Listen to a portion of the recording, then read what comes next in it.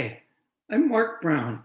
I write and illustrate the Arthur books and do the Arthur show on television. So maybe you've read some of my books or watched some of my programs on television. Uh, I'm really excited today because I don't often get to invite people into my studio where I work, where I make all of these things. And this is where I work. Um, Today, I have a special book I'd like to read in a while for you, and it's about animals. Um, but I'd like to talk a little bit about the process of how I make the art that you see in your books. Uh, well, for instance, let's take Arthur. Would you like to see me draw Arthur for you? He's very easy to draw. In fact, I'm going to share the secret formula. Okay, you ready? If you have a piece of paper and a pencil, you might want to try this. I'm sure you'll remember it. It's pretty easy. Okay, we're going to make two circles for letter O's and hook them together like that. Can you guess what that's going to be? And then we're going to make a large U shape below the two O's like that. And then we're going to make another smaller U, two dots there for his nostrils, and two dots here for, what are those? You're right, his eyes. Okay, now he looks a little bit like a frog, so I think we better fix that. Let's put an upside down U over the two letter O's for the top of his head. Two lines for his eyebrows. You were right. And now, this is kind of a funny part. I think of his ears as two ping pong paddles. Because the first time I drew Arthur for my son, when it was just a bedtime story, before it became a book or a TV show, I was drawing his ears and my son said, "Dad, those look like ping pong paddles." I think they do. Okay, let's put the other ear on. And if you want to give him a t-shirt, you make some little squiggles down there under his chin like that. But that's how you draw Arthur. So you're probably wondering what the art looked like in this book. I happen to have the real art that went into the book. Now, this is a book about a librarian who drives into the zoo by mistake. And I'm not going to tell you too much more because I want you to be surprised when we read the book. But her name is Molly McGrew, and there she is with her books and her bookmobile. And the animals seem to be looking at books too, don't they? Now, the art for this book was done on wooden panels that I gessoed. It's a white paint that I painted the wood with so that my paint stuck to the white paint. And I used a special kind of watercolor paint, which I keep in this big carrier. You can see all these little tubes. It's called gouache. And I keep one compartment for oranges, one compartment for reds, a compartment here for greens, blues. That way I can find the colors I need easily. I use a lot of white paint too, and a lot of black paint. And that's why those are larger tubes. So, would you like to read the book now? It's called Wild About Books. That's a good thing, right? I hope we're all wild about books. We love books. We love reading. And Judy Sierra is the author. I've worked on a few other books with her. She is really talented author, and she writes the books in poems. So they rhyme, and that makes it a lot of fun to read aloud. This is one of my favorite books to read aloud when I go out and I speak to maybe teachers or kids at a school. And the book is called Wild About Books. And it was a gift to Dr. Seuss and all of the wonderful things he gave us, the many wonderful books he gave us. And this was published on his, what would have been his 100th birthday. Here we go. Oh, this was a fun piece of art to draw. I did the town, and you can see Molly's bookmobile there. She's driving, and where is she going? Looks like she's driving into the zoo.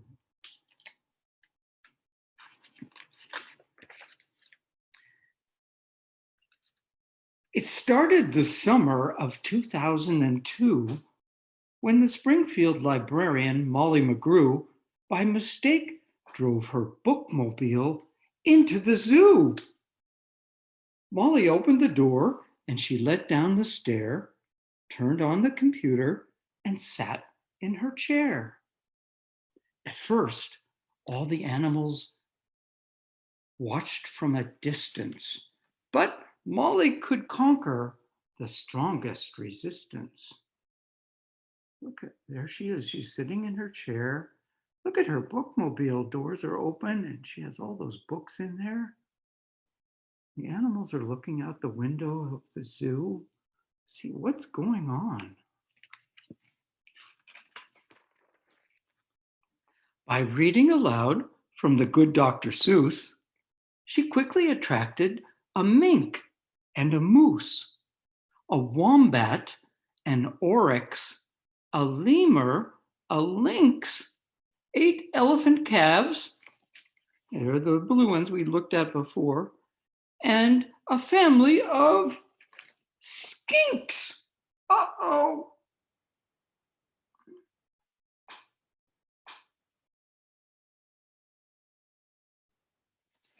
Let's see what happens now. The animals are curious. In a flash, every beast in the zoo was stampeding to learn all about this new something called reading.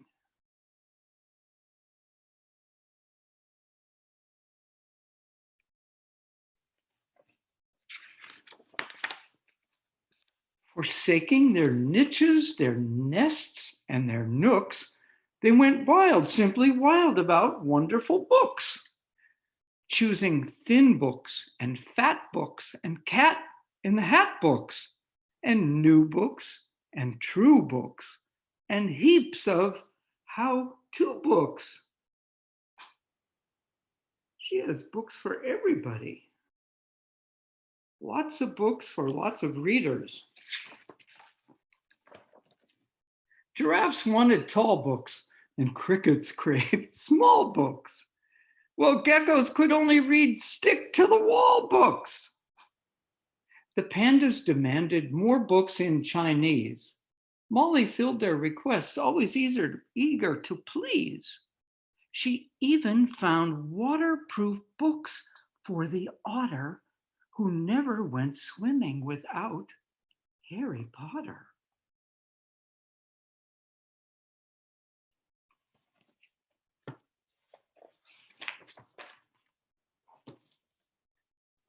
Raccoons read alone, and baboons read in bunches. And llamas read dramas while eating their lunches. I wonder what's in those bowls. It looks like salad. They're probably vegetarians, I think. And there are the raccoons up in the tree. They found cozy spots to read. Hyenas shared jokes with the red-bellied snakes, and they howled and they hissed till their funny bones ached. There's a hyena laughing. Oh, and there's the red-bellied snake hissing. There's another hyena looking at the book, reading it. That was fun. Look at all the little dots. I wanted to make sort of a sand gravelly texture. So each one of those dots was put on by a small paintbrush. It took me a little while, but it was fun. Oh, this is my favorite picture in the whole book. A tree kangaroo who adored Nancy Drew began solving mysteries right there at the zoo, such as why were the bandicoots' books overdue? Can you see?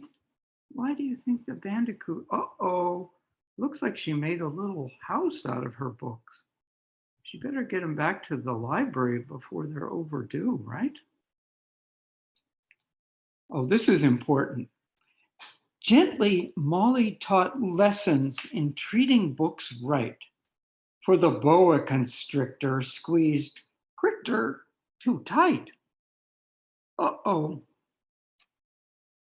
Baby bunnies mucked up Goodnight Moon with their paws, and the termites devoured the Wizard of Oz. Ah! Look at, they're eating the whole book. Somebody stop them. This is my second favorite picture in the whole book.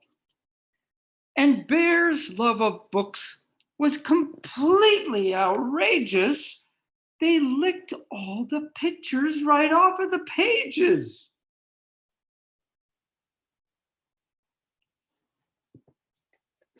Those bears, they're completely out of control. Tasmanian devils found books so exciting that soon they had given up fighting for writing. They made up adventures so thrilling and new that the others decided to be authors too. Pythons wrote with their tails, penguins wrote with their bills, and porcupines wrote with their very own quills. That was clever of them. Look at the penguins. They're busy writing away.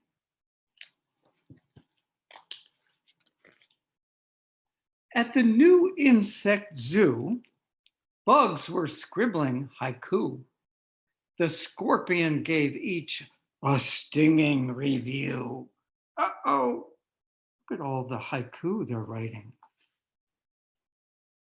Should we read one of those? Let's try reading one of, here is the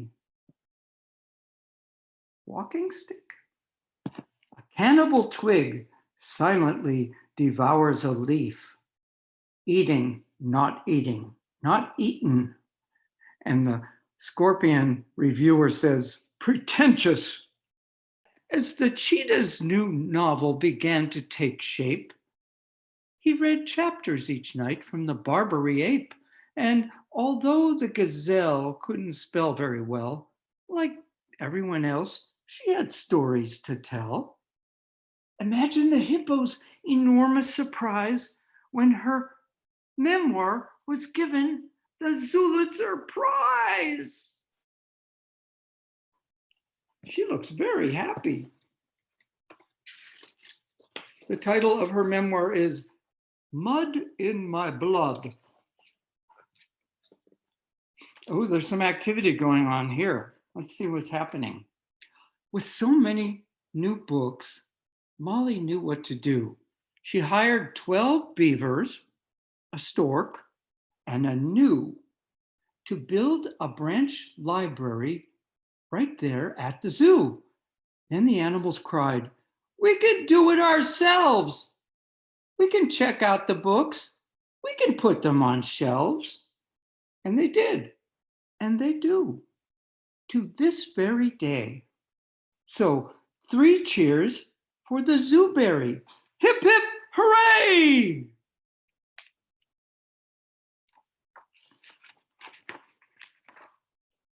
When you visit the zoo now, you surely won't mind if the animals seem just a bit hard to find. They are snug in their niches, their nests and their nooks, going wild, simply wild, about wonderful books. Did you like that story? So that is Wild About Books. And one of the things we like to do here at the Metropolitan Museum is to connect the books that we read to you to a piece of art in the museum.